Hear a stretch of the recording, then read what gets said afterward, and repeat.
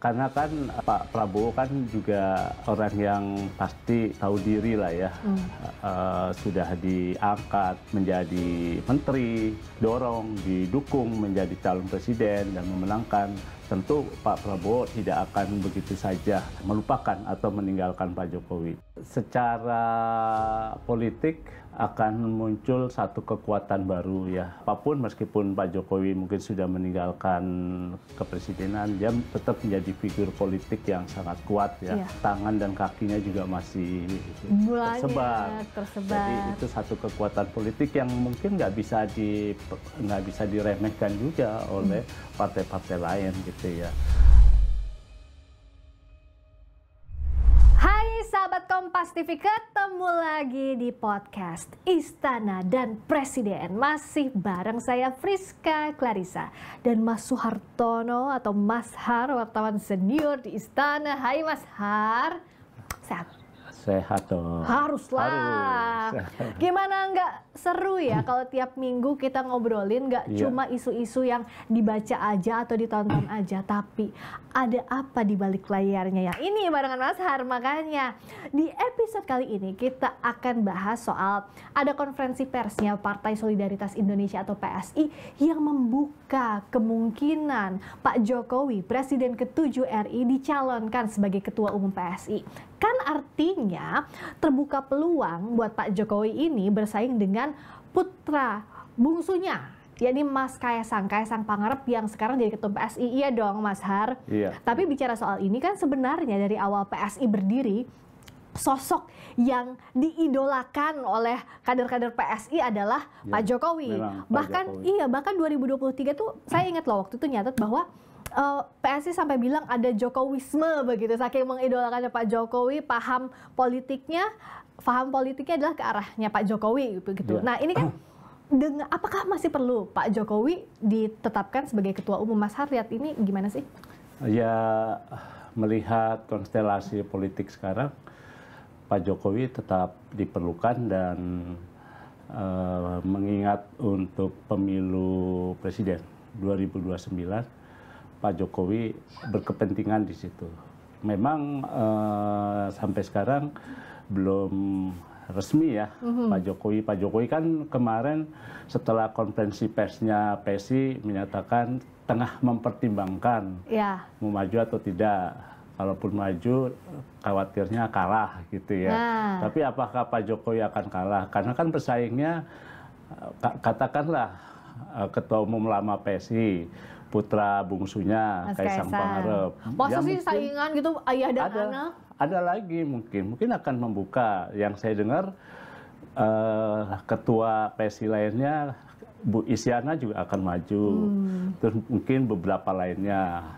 Tapi tentu kalau Pak Jokowi daftar dan ditetapkan sebagai calon, pasti ya meskipun Pak Jokowi berwanti-wanti kepada kader-kader PSI itu harus menjadi partai super, terbuka. Itu yang kemungkinan juga akan ada perubahan nama. Terbuka dalam hal? Dalam hal pemilihan nanti. Pemilihan di PSI betul-betul berlangsung mungkin demokratis gitu ya. Apakah karena udah nggak ada ambang batas sehingga PSI udah nggak bisa lagi dipandang sebagai partai yang kecil misalnya? Karena yang penting Pak Jokowi punya kendaraan politik sebagai ketua umum yang selama ini Pak Jokowi kan tidak menyandang status ketua umum itu, Mas Har. Iya betul, memang arahnya kan ke sana ya. Putusan MK beberapa waktu yang lalu kan memang menghapuskan electoral threshold ya, sehingga sekarang setiap partai pun boleh mengajukan calon presidennya tanpa ada limitasi perolehan suara lagi dari pemilu sebelumnya.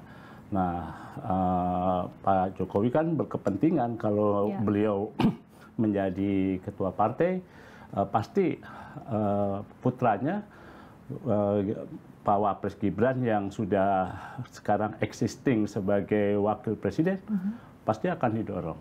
Karena tinggal selangkah-langkah kan. Menuju RI 1 maksudnya? Menjadi RI 1.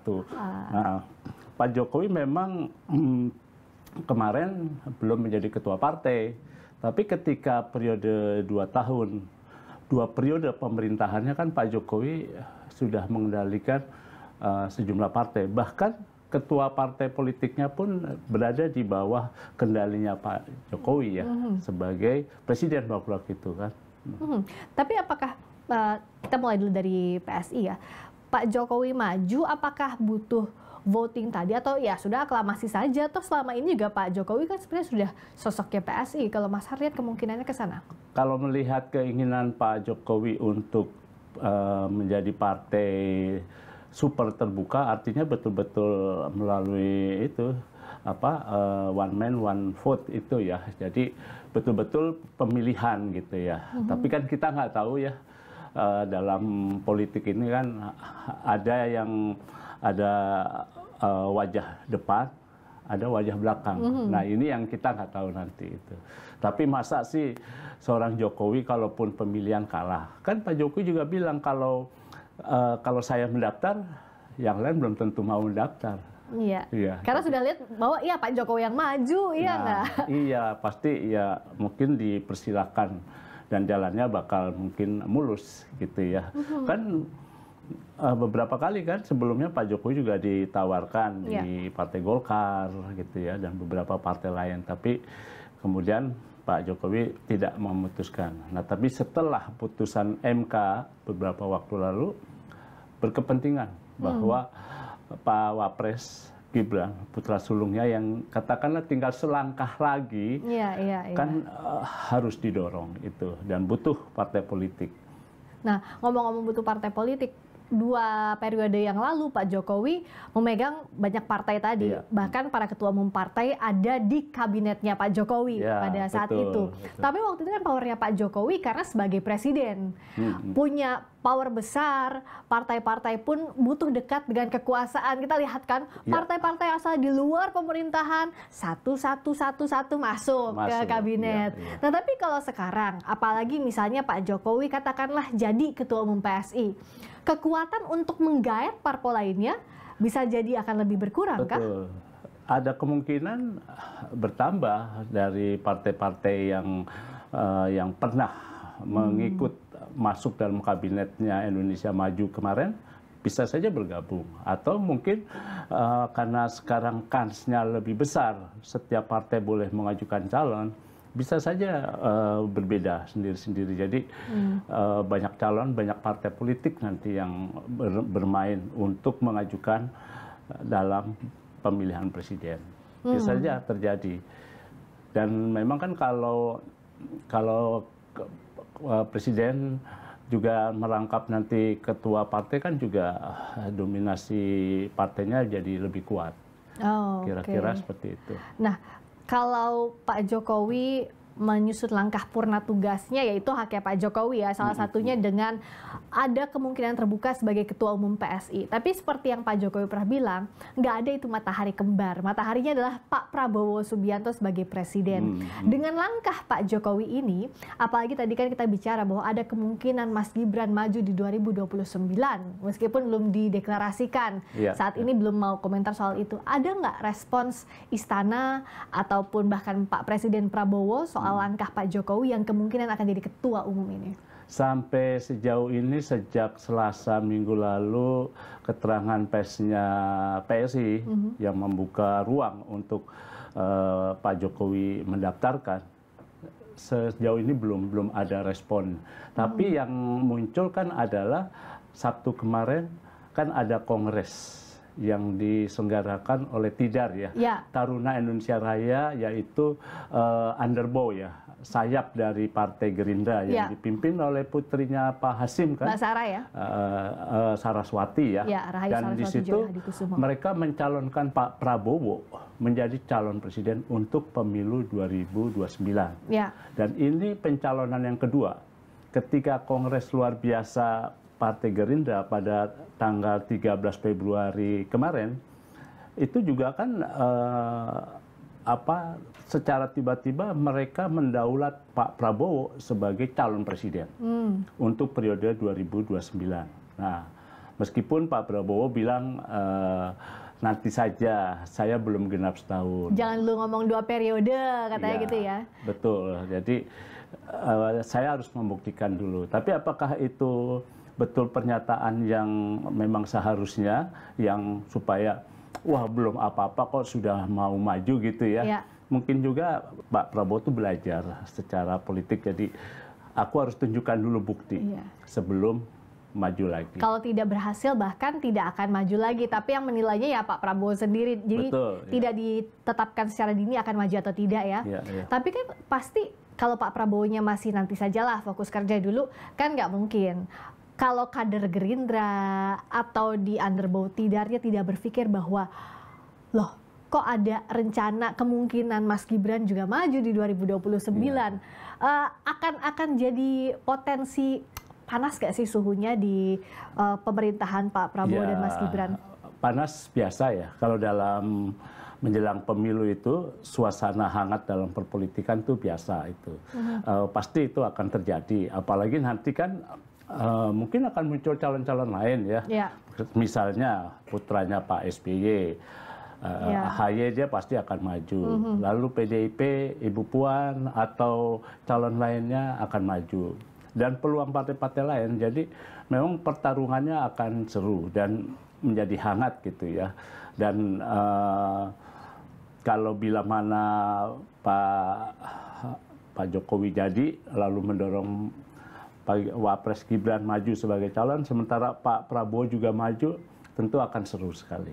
Jadi yang dulunya memang berpasangan akhirnya akan berpisah. Dan ini kan pengalaman di pemilu sebelumnya juga terjadi ya. Waktu itu kan Pak SBY berpasangan dengan JK, akhirnya berpisah, bertarung. 5 tahun kemudian ya, begitu. Pak JK maju, Pak SBY juga maju sendiri. Tapi kalau bicara soal sekarang kan, belum juga 1 tahun pemerintahannya Pak Prabowo dan Mas Gibran, langkahnya Pak Jokowi yang disebut punya peluang jadi ketua umum PSI, dan kalau Pak Jokowinya mengiyakan, kemungkinan besar kan itu akan terjadi. Pasti, ya Mas Har.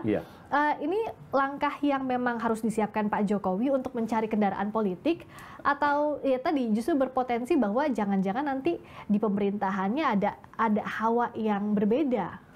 Ya pokoknya di luar, kan dalam pemerintahan itu kita percaya ya pemerintahan itu akan berlangsung 5 tahun ya. Pemerintahannya Pak Prabowo dan Gibran harus berjalan 5 tahun. Tapi kan tidak tahu di luar itu bisa ada perubahan-perubahan mendadak, dinamika politik atau ada sesuatu yang memang terjadi sehingga harus ada perubahan-perubahan. Nah, kalau terjadi itu kan pasti semuanya sudah mengantisipasi ya. Tapi bila berjalan normal 5 tahun dan terbuka dalam pertarungan kandidat di 2029, otomatis itu akan bertarung. Dan memang butuh kendaraan. Mas Gibran butuh kendaraan politik untuk bisa maju sebagai calon presiden. Jadi bisa dikatakan ini strategi lah ya untuk memiliki kendaraan politik, karena 2029 kan betul. It's everyone's game, jadi harus punya kekuatan masing-masing gitu ya Mas Har ya. Tapi kalau kita lihat dari gesturnya ya, baik itu Pak Prabowo maupun Pak Jokowi, itu tidak mau terlihat berbeda kutub, ya nggak sih Mas Har? Misalnya Pak Jokowi nih, saat ada isu matahari kembar dengan tegas bilang bahwa mataharinya hanya satu, Pak Presiden Prabowo Subianto. Begitu pula Pak Prabowo, saat dikatakan apakah betul ada di bawah bayang-bayang, Pak Jokowi juga menolak itu, mengatakan bahwa kalau teleponan ya soal Idul Fitri, silaturahmi dan sebagainya tidak mau terlihat berseberangan. Mas Har melihat apakah dua tokoh ini tidak mau tanda kutip diadu di publik dalam hal pandangan dan arah politik? Ya, karena kan Pak Prabowo kan juga orang yang pasti tahu diri lah ya, sudah diangkat menjadi menteri, didorong, didukung menjadi calon presiden dan memenangkan. Tentu Pak Prabowo tidak akan begitu saja melupakan atau meninggalkan Pak Jokowi. Tapi jelas sebagai presiden, Pak Prabowo pasti kan seperti yang dia bilang, saya bukan boneka, bukan presiden boneka. Artinya saya harus lepas dari bayang-bayang Pak Jokowi ya. Dan untuk maju kembali nanti bila mana beliau sehat sampai 2029, kan juga butuh reputasi, track record yang memang dia harus mendapat cerita baik, berprestasi dari masyarakat. Jadi rakyat itu nanti ketika pemilihan umum ketika kalau menganggap pemerintahan Prabowo berhasil ya dikasih reward lah untuk dipilih kembali. Tapi bila gagal kan pasti divonis, tidak dipilih, begitu. Kira-kira seperti itu sih kalau menurut saya. Tapi bicara soal kendaraan politik ya Mas Har, memang kan dalam sejarahnya atau dalam track record kita lihat ya rekam jejaknya beberapa tahun terakhir dari pemerintahan ke pemerintahan, presiden yang jadi ketua umum itu bukan hanya satu, Bu Megawati, Pak SBY, juga di mana itu ada kekuatan Pak Prabowo, ada kekuatan lain atau ada kekuatan politik yang membuat posisi tawar presiden itu saat purna tugas misalnya lebih besar lagi karena masih punya bargaining politik, begitu ya Mas Har? Betul, itu. Iya, jadi kalau dalam sejarahnya kan kita lihat dari ke belakang ya, zaman Bung Karno ya. Bung Karno kan yang mendirikan PNI. Partai Nasional Indonesia ya, PNI ya. Saya ingat sekitar 1927 itu Bung Karno dan beberapa temannya mendirikan dulunya namanya Perserikatan Nasional, kemudian menjadi Persatuan dan akhirnya menjadi Partai Nasional Indonesia. Tapi ketika Bung Karno ditahan, kan dia sudah melepaskan jabatannya sebagai ketua partai dan dijabat waktu itu ketua PNI adalah Mr. Sartono. Jadi ketika Bung Karno ditetapkan sebagai presiden tanggal 18 Agustus bersama Bung Hatta sebagai wakil presiden, Bung Karno bukan lagi ketua partai PNI, begitu. Tapi kemudian sehari kemudian kan presiden juga waktu itu panitia persiapan kemerdekaan Indonesia PPKI itu mempersiapkan ada satu partai nasional, partai negara yang memang menjadi andalan untuk bergulirnya pemerintahan. Yaitu dibikin lagi PNI waktu itu, tapi bukan Bung Karno ketuanya. Dan dalam sejarahnya PNI itu kan ketika pemilu pertama tahun 1955 itu menjadi pemenang pemilu ya, bersama dengan ada Partai NU, Masyumi, dan juga Partai PKI waktu itu. Jadi memang erat gitu ya kaitannya presiden dengan kepemimpinan di partai politik. Lalu di eranya Pak Harto, Pak Harto memang tidak pernah menjadi ketua umum Partai Golkar waktu itu ya. Cukup menjadi ketua Dewan Pembina, tapi peranannya sungguh luar biasa. Sangat besar bahkan ya. Mengendalikan. Terakhir kan kalau dia ingin mundur ya mundur, tapi dia bilang presidennya siapa? Saya. Wakil presidennya dia bisa tunjuk ada Malik, bisa tunjuk Pak Tri, Umar Wirahadikusuma gitu, Pak Tri, dan siapa aja. Dari situlah penentunya adalah Pak Harto sebagai ketua Dewan Pembina. Tapi Golkar sendiri kan sebetulnya cikal bakalnya didirikan oleh Bung Karno juga salah satunya, di samping tokoh-tokoh lain ya. Jadi waktu itu kan Golkar namanya itu golongan fungsional, kekaryaan tahun 59, kemudian ketika setelah peristiwa G30 SPKI, kekuasaan Bung Karno selesai, Pak Harto muncul lah, dia membentuk yang namanya Sekretariat Bersama, Sekber Golkar. Nah itulah yang kemudian cikal bakalnya menjadi Partai Golkar. Partai Golkar pada pemilu dari 1971 sampai 97 kan terus dipimpin oleh kalangan militer semua ya. Ada Pak Murdi, ada Pak Sudarmono, ada Amir Murtono, ada Wahono. Itu militer semua. Jadi Pak Harto tetap sebagai ketua Dewan Pembina. Jadi meskipun bukan ketua, dia memegang sangat peranan, mengendalikan. Betul, punya hak prerogatif. Lalu di zamannya Pak Habibie ya.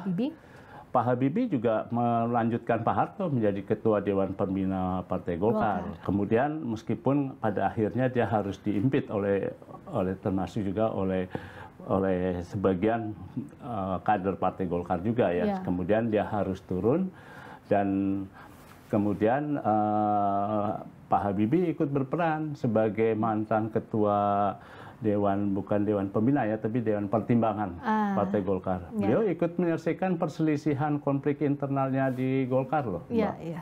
Waktu itu pasca pemilu 2014 kan? Iya, waktu itu ya Agung Laksono dengan Pak Abu Rizal Bakri, kenapa itu jadi ramai? Karena dua-duanya itu punya power yang besar di Golkar, punya juga masa yang masing-masing besar juga di Golkar, sehingga ada faksi itu membuat para senior-seniornya termasuk Pak Habibie juga harus turun tangan pada saat itu. Harus turun sebagai mantan ketua Dewan Pertimbangan ya. Dan waktu itu kan Golkar kan pecah karena yang satu mendukung Pak Jokowi, yang satunya adalah mendukung Pak Prabowo. Perpecahan itu yang kemudian sampai berlarut-larut diselesaikan. Iya.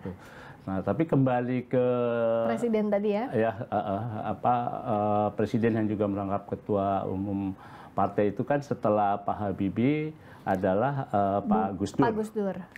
Pak Gus Dur pernah juga menjadi ketua umum Partai Kebangkitan Bangsa. Bahkan Pak Gus Dur yang ikut memimpin mendirikan kelahirannya Partai Kebangkitan Bangsa atau PKB ya. Meskipun setelah dia menjadi presiden, sebelumnya sudah dilepaskan. Dilepaskan ke almarhum Matori Abdul Jalil.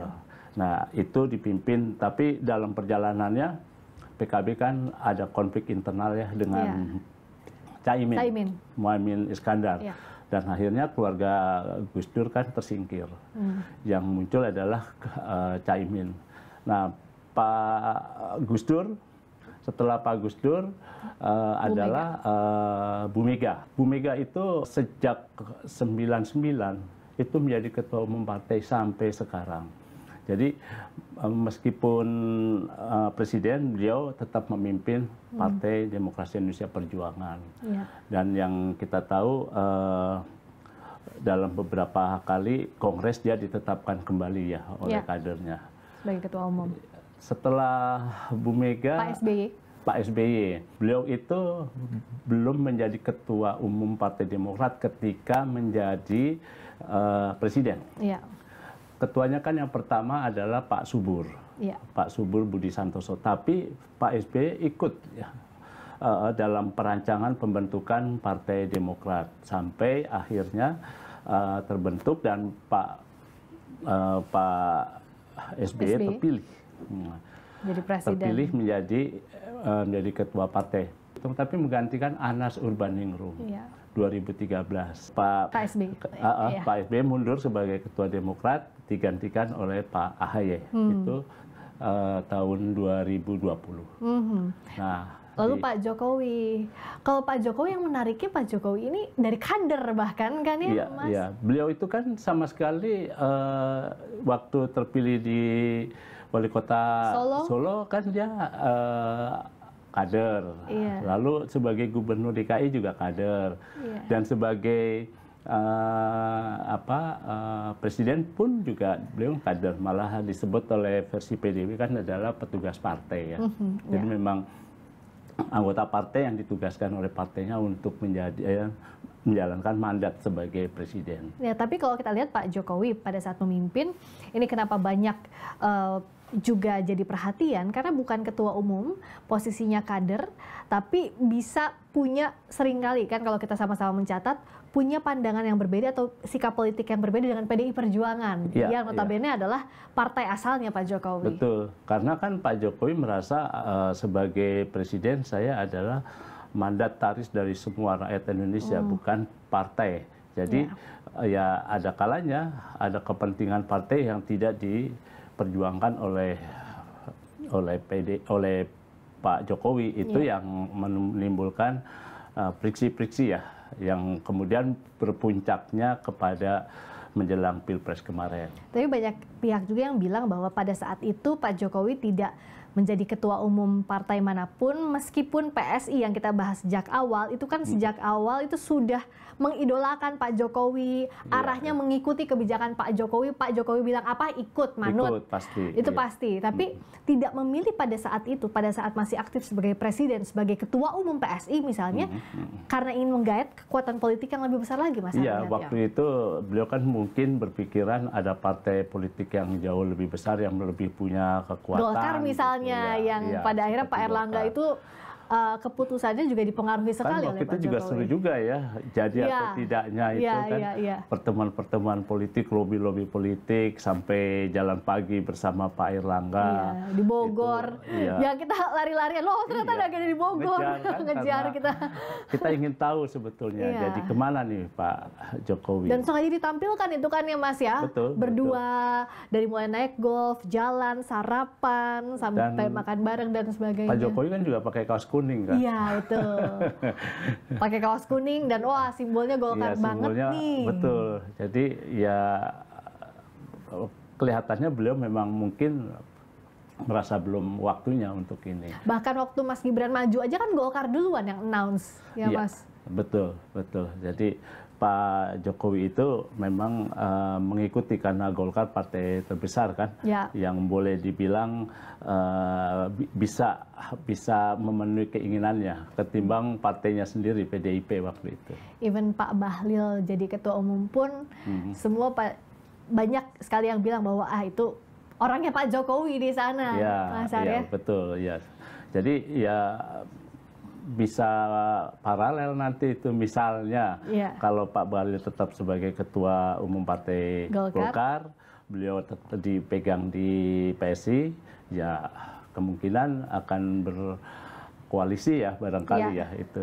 Tapi kita masih melihat lah dinamika yang terjadi. Tapi kan jadi presiden sekaligus ketua umum partai politik, kalau kita bicara sepanjang sejarah ya, kalau masih aktif itu kan banyak yang berbicara apakah kepentingan partainya akan lebih didahulukan dibandingkan dengan kepentingan rakyat secara umum. Nah, Mas Har melihatnya seperti apa sih catatan selama ini? Ya, kalau ya Mbak juga bisa merasakan ya, kita sama-sama di istana kan, yang memang salah satu efek dari perangkapan jabatan presiden merangkap ketua umum partai kan, diantaranya ada semacam pengendalian partai politik yang dilakukan oleh presiden, sehingga itu akan menjadi dominasi untuk partai-partai lain ya, sehingga ada kontrol, ada kepentingan pribadi yang main di situ ya.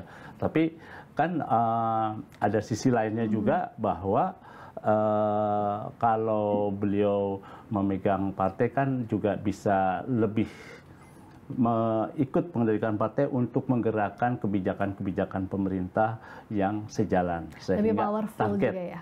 Iya, betul powerful. Bahkan kan kita dulu juga sering kalau acara-acara itu internal ya. Iya, kita nggak tahu tuh, nggak taunya ketemu kadernya gitu ya. Jadi kadang ya ketua partai yang merangkap presiden ya juga ikut menyelipkan agenda-agenda partai ataupun pertemuan-pertemuan dengan kader aktivisnya di dalam selipan-selipan agenda yang nggak bisa dipisahkan juga ya Mas Har ya kalau itu. Nah tapi kalau sekarang kondisinya Pak Jokowi bisa jadi ketua umum PSI, apa yang bisa kita cermati bersama ke depannya? Konstelasi politik ke depannya akan seperti apa kalau Pak Jokowi jadi ketua umum PSI? Ya, secara politik akan muncul satu kekuatan baru ya. Apapun meskipun Pak Jokowi mungkin sudah meninggalkan kepresidenan, dia tetap menjadi figur politik yang sangat kuat ya. Kan tangan dan kakinya juga masih tersebar.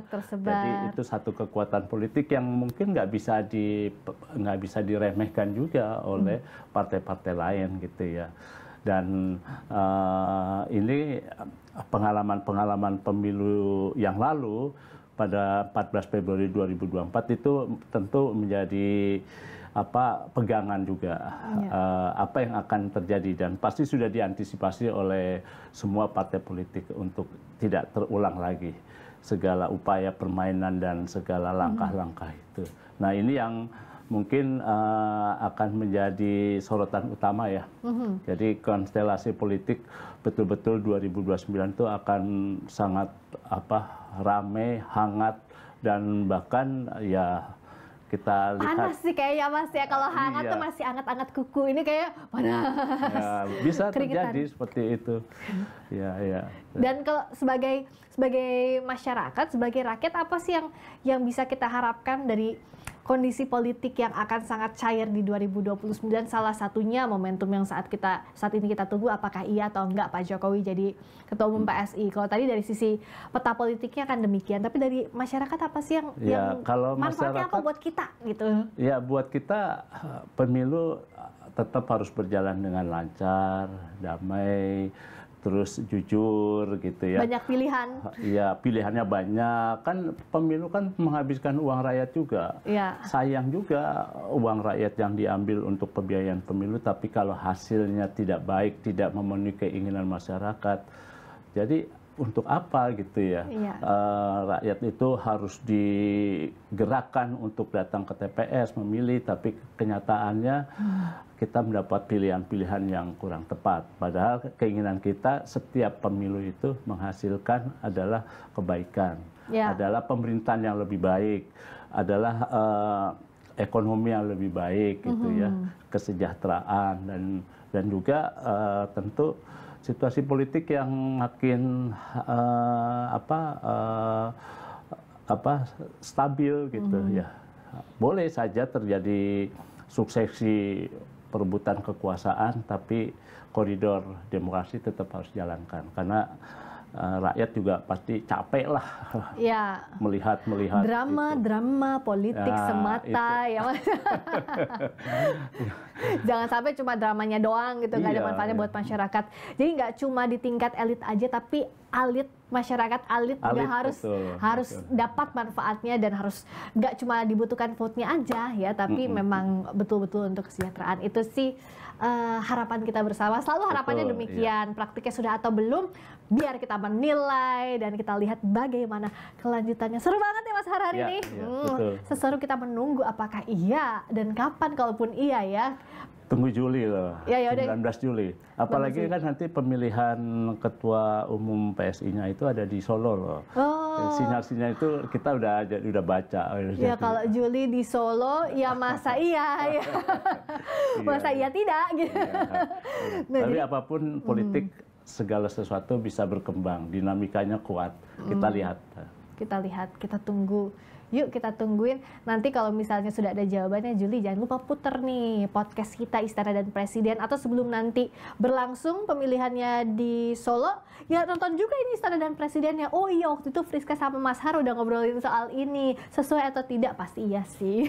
Udah pede banget kita Mas Har. Thank you banget ya, terima kasih Mas Hartono sudah ngobrol di Istana dan Presiden. Kita ketemu lagi minggu depan buat tahu obrolan-obrolan di depan dan belakang panggungnya Istana dan Presiden. Saya Friska Clarissa, jangan lupa like, comment, subscribe, sebarkan ini ke kawan-kawan di grup WhatsApp dan di grup mana-mana biar banyak yang nonton, biar episodenya semakin banyak. Kalau gitu kita ketemu lagi pekan depan. Dadah!